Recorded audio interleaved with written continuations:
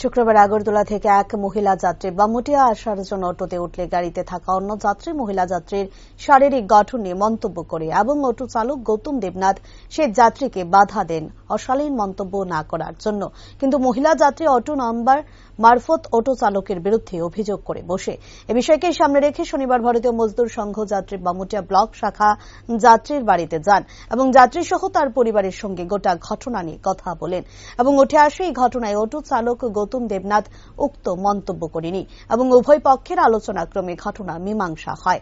এ বিষয়ে সংবাদ মাধ্যমের মুখোমুখি হয়ে বিস্তারিত জানান ভারতীয় মজদুর সংঘ বামুটিয়া ব্লক শাখার সভাপতি অরুণ দাস।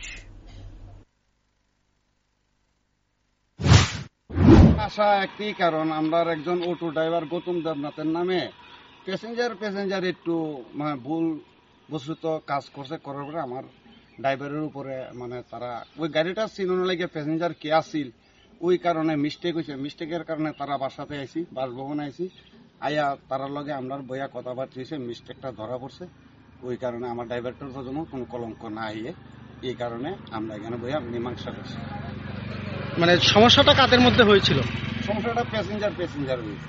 আচ্ছা, আর ওই গাড়িটার নাম্বারটা তো হইলো এম তো প্যাসেঞ্জারের চিনে না, ওই কারণে গাড়িটারে আর আমার ড্রাইভারটারে চিহ্নিত করতে ওই প্যাসেঞ্জারে ধরার লেগে তারার বাসাতে বাসভবনে কথাবার্তির পরে আমরা এটা দুপক্ষ আমরা বইয়া মীমাংসা করেছি। আসলে আমার ড্রাইভারটা কোনো দোষ নেই।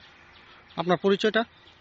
আমি বামুটিয়া অটো সিন্ডিকেটের প্রেসিডেন্ট ব্লক শাখা।